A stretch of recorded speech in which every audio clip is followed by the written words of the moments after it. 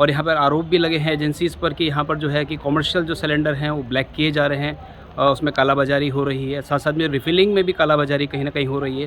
Ward number 31 के पार्षद सौरभ नौडियाल आज यहाँ पे उप जिलाधिकारी कार्यालय में पहुँचे हैं। आइए उन्हीं से जानें कि आज जो यहाँ पे आपने ज्ञापन सौंपा है उसमें क्या मांग आप लोगों की रही है। सर, जो हमारी मांग है, हम पिछले 1-1.5 साल से परेशान हैं भाबर गैस एजेंसी से। होता क्या है कि हर बार इनके लोग रंगे हाथों गैस लीक करते हुए पकड़ाए जाते हैं, लेकिन हमने पिछले बार भी यहाँ तहसील परिसर में ज्ञापन दिया पूरी क्षेत्रीय जनता के साथ, और वो औजार भी दिया जिससे वो लीक करते हैं, और वो व्यक्ति भी है जिसने प्रत्यक्षदर्शी जिसने देखा है, फिर भी इनके ऊपर कार्रवाई नहीं होती। इससे पहले सोशल मीडिया में इनका वीडियो पूरा वायरल हुआ गैस लीक करते हुए का, तब भी इनके ऊपर कार्रवाई नहीं हुई। अभी कल परसों हमारे वार्ड में 3 जगह इनकी गैस कम पाई गई है इनके द्वारा, तब भी कोई कार्रवाई नहीं की जा रही है। हम ये कहना चाहते हैं कि भाई इसका जो इस भाबर गैस एजेंसी के प्रबंधक हैं या जो हमारे यहाँ इसका देखते हैं काम कैलाश अधिकारी जी, वो क्यों नहीं इन कर्मचारियों के खिलाफ मुकदमा दर्ज कर रहे हैं कानूनी। भाई इसका मतलब इनकी कोई साठगांठ है। मैं ये कहना चाहता हूँ भाई साहब, इतने लंबे समय से ये कार्य चल रहा है हमारे वार्डों में। 25 से 30 हज़ार की जनता इस भाबर गैस एजेंसी के अंतर्गत आती है। 25 से 30 हज़ार लोगों को ये ठगने का काम कर रहे हैं। सारे कर्मचारी इनके उत्तर प्रदेश के हैं, यूपी बदायूं बरेली के।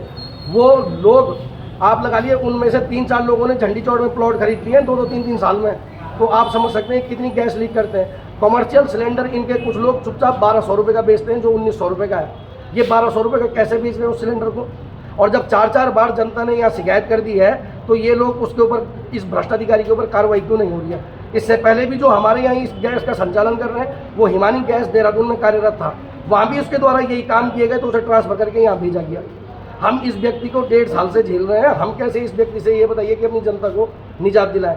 तो मेरा तो आज हमने यहाँ पे आग्रह किया है कि भाई इस व्यक्ति के ऊपर कार्रवाई की जाए, और जितने वहाँ हैं इस ठेकेदार का भी तत्काल टेंडर रद्द होना चाहिए, क्योंकि जिस व्यक्ति ने पहले 8 रुपये में सिलेंडर में टेंडर लिया था, उसे तो घाटा आया। इस व्यक्ति ने 2 रुपये सिलेंडर, 2.5 रुपये सिलेंडर में टेंडर लिया है, तो इसे कैसे प्रॉफिट हो रहा है? इसका मतलब ये कालाबाजारी कर रहे हैं, पूरी गैस की गैस लीक कर रहे हैं। तो हमारा यही, हमने आज उप जिलाधिकारी महोदय को ज्ञापन प्रेषित किया है कि भाई अगर कल इस पर कोई कार्रवाई नहीं हुई, 10-15 दिनों के अंदर, हम अगर पूरे भाबर गैस एजेंसी का गोदाम हमारे वार्ड में पड़ता है, और अगर 20 से 30 हज़ार लोग अगर इससे प्रभावित होंगे, हम अगर आंदोलन करेंगे, तो इसकी सारी जिम्मेदारी तहसील प्रशासन की होगी, क्योंकि ऐसे भ्रष्टाधिकारियों को संरक्षण देना ही बहुत गलत है। तो मैं इसका पूर्ण, आज हमने अपने क्षेत्र के सभी हमारे पूर्व सैनिक, हमारे युवा साथी यहाँ पे हैं, इसलिए हमने आज ज्ञापन प्रदान किया। अगर हम लोग बात करें कि ज्वलंत मुद्दों को लेकर के हमेशा आप अग्रणी रहते हैं, आपके क्षेत्र में संभवतः 15 से 16 पार्षद हैं, फिर भी आप जो है इस मुद्दे को लेकर अकेले आप निकले हैं, उसका क्या कारण है? मैं आपको बताता हूँ भाई साहब, हमारे शिवराजपुर के पार्षद दीपक पाठक जी, उनका आज कुछ कार्य था, तो वो अपनी मोहर लगा के गए हैं। हमारे प्रमोद केशवाल जी, वो भी कहीं बाहर गए, तो बाकियों को सबको मैंने मैसेज किया, लेकिन कोई आने को तैयार नहीं है। अब इसके लिए मैं क्या कह सकता हूँ? जब उन्हें अपनी जनता की चिंता नहीं है, तो इसके लिए भाई साहब मैं किसी पार्षद को कुछ नहीं कह सकता। मैंने सबको मैसेज किए हैं, प्रत्येक आदमियों को मेरे मैसेज गए हैं। अगर वो ये समझते हैं कि उनकी जनता का भला नहीं है, तो ना आए। भाई मेरे को तो अपनी जनता देखनी है, मुझे तो अपना क्षेत्र देखना है, तो इसलिए हम लोग आए हैं यहाँ पर। तो किस प्रकार का आश्वासन जो है आपको उप जिलाधिकारी के माध्यम से मिला है? साहब ने कहा है इस बार कार्रवाई होगी। हमने साहब को भी कह दिया है कि 30 दिन बाद अगर पूरी 30 हज़ार जनता प्रभावित होगी बिना सिलेंडर के, तो हमें मत कहना, इसके जिम्मेदार हम नहीं है। इसके बाद सारा जिम्मेदार प्रशासन है, क्योंकि हमने तो अपनी मांग रख दी है, बाकी प्रशासन जिम्मेदार है।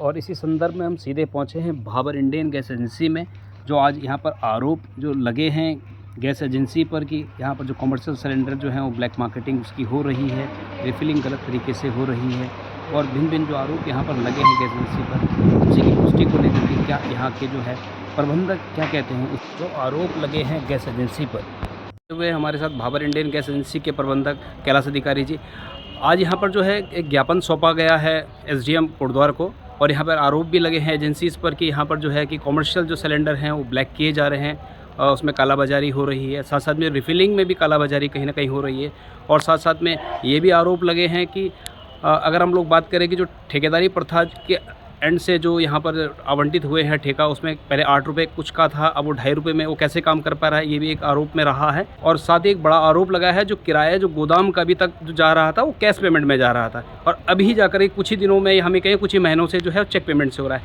इसके बारे में आपसे ये जानना चाहेंगे कि जो आरोप आप पे लगे हैं वो किस प्रकार के हैं?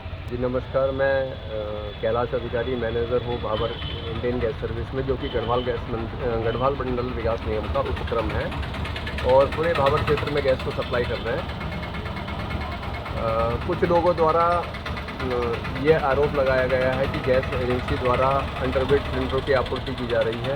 गैस एजेंसी आज से नहीं 2006 से यहाँ पर गैस की सप्लाई कर रही है। जहाँ तक भाबर गैस एजेंसी की सप्लाई और कार्यप्रणाली है वो पूर्णतः पारदर्शी है और हमारे द्वारा प्रत्येक उपभोक्ता को उसकी ऑनलाइन बुकिंग के हिसाब से उसके घर में उसको तोलकर और उसको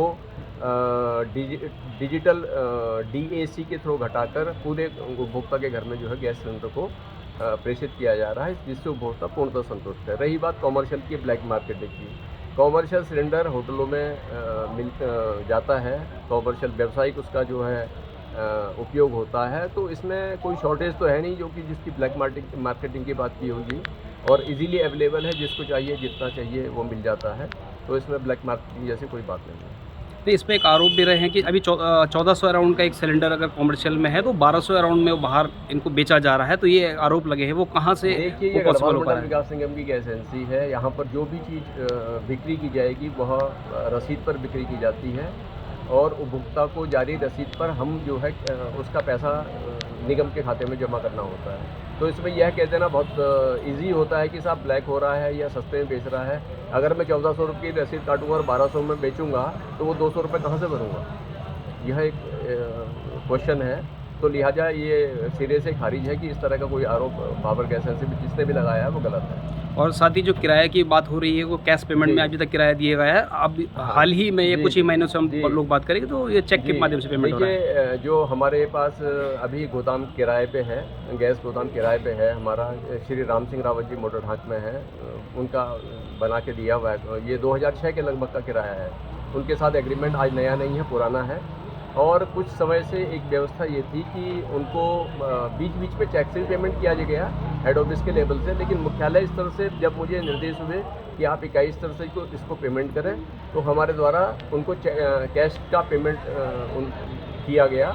लेकिन अभी मार्च के महीने से उन्होंने ये कहा कि मार्च के महीने में लिख के दिया था जब हमने किराए का भुगतान किया था उनको कि भाई आप मुझे जो है मेरे अकाउंट में पैसे को ट्रांसफ़र कर दें। तो हमने अप्रैल मई और जून का 3 महीने का किराया उनको पेमेंट किया है अकाउंट में चेक के माध्यम से। लेकिन इसके अलावा ऐसा नहीं है कि ये मुख्यालय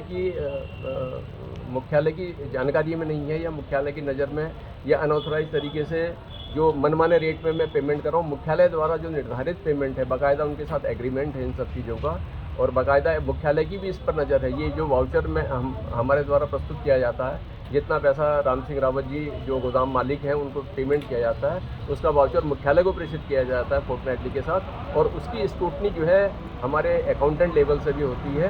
तो ऐसा कहना कि इसमें कोई हेरा फेरी है, ऐसा कुछ है नहीं। जहाँ तक एक ठेके की बात आ रही है कि जो जहाँ पर 8.5 रुपये का कहीं ना कहीं रहता था वो 2.5 रुपये में कैसे उनको कर पा रहे हैं, कि जो पॉसिबल भी नहीं, आरोप भी हैं। जी, मैं इसके बारे में ये कहना चाहता हूँ कि इकाई स्तर पर किसी को भी ठेका स्वीकृत नहीं किया जाता है और ये जो ठेका किसी को ट्रांसपोर्ट का दिया जाता है या किसी और चीज़ का दिया जाता है वो मुख्यालय स्तर से दिया जाता है, जिसके लिए ऑनलाइन जो है टेंडर पड़ते हैं। ऑनलाइन जिसका टेंडर स्वीकृत होता है, मुख्यालय में हमारे प्रबंध निदेशक महोदय और मैनेजमेंट उसको तय करते हैं कि इसको ठेका देना है और वो ठेका दिया गया है।